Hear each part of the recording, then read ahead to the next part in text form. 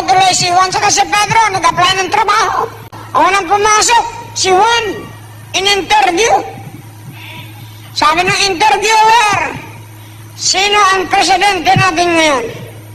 Sabi niya, Rodrigo Roa Duterte. Tama. Sabi, kailan na-discover ni Magellan ang Pilipinas? March 15, 1521. Kailan? Tapos sabi ng interviewer, last question. Alam mo ba na may gamot na ngayon sa cancer? Sabi ni Juan, dati pa po. Alam niya na. Okay, lumabas ka. Papasukin mo yung sunod. Pasok si Pedro, sabi na sa loob, ano sinabi mo sa loob?